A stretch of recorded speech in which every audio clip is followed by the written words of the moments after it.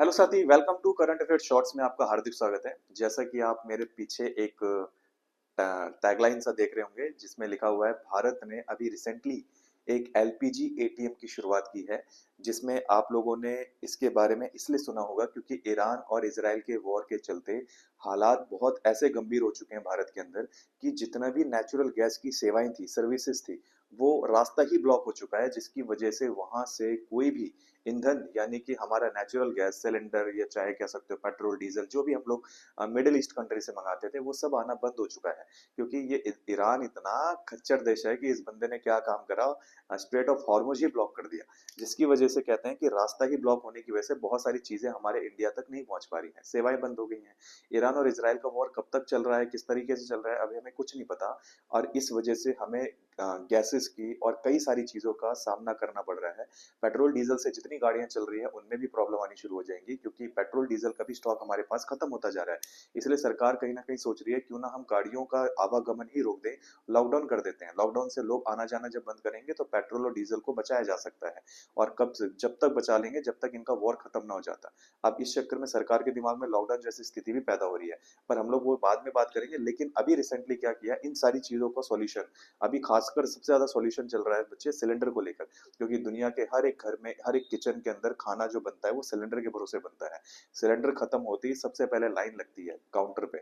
और अब देखो अब दिक्कतें आ रही हैं हम लोगों को सिलेंडर को लेकर, क्योंकि सिलेंडर अब बहुत तेजी से खत्म होते जा रहे हैं। इसलिए लोग एडवांस में दो दो तीन तीन सिलेंडर भरवा के रख रहे हैं। लेकिन बहुत सारी किल्लत तो उन जगहों पे आ रही है जहां पर मेट्रो सिटीज हैं।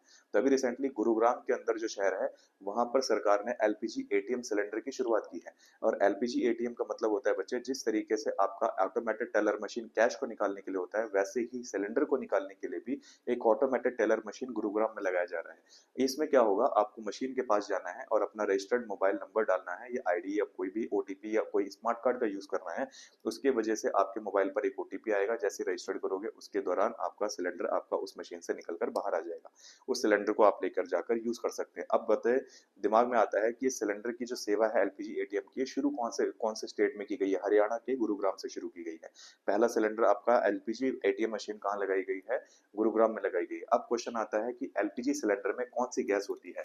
एलपीजी सिलेंडर में कौन सी गैस होती है? इसमें कौन सी गैस का इस्तेमाल होता है? गैस का नाम क्या है? तो बोलना बच्चे, गैस का नाम है ब्यूटेन। कौन सी गैस यूज होती है इसमें? ब्यूटेन नाम की गैस होती है। अब ब्यूटेन का फॉर्मूला क्या होता है बच्चे? ब्यूटेन का फॉर्मूला होता है C4H10। ये किस में आता है बच्चे? ये एल्केन ग्रुप का पार्ट है। किसका पार्ट है? ये एल्केन ग्रुप का पार्ट है। एल्केन ग्रुप कौन होते हैं? एल्केन ग्रुप उन्हें कहते हैं जिनके अंदर सिंगल बॉन्ड होता है, जिनके हाइड्रोजन के क्या होते हैं, कार्बन का क्या होता है, सिंगल बॉन्ड होता है। उन सभी को हम एल्केन ग्रुप कहते हैं। और हमारे ब्यूटेन गैस का यूज होता है सबसे ज्यादा एलपीजी सिलेंडर के अंदर। आशा करता हूँ आज की न्यूज आपको पसंद आई होगी।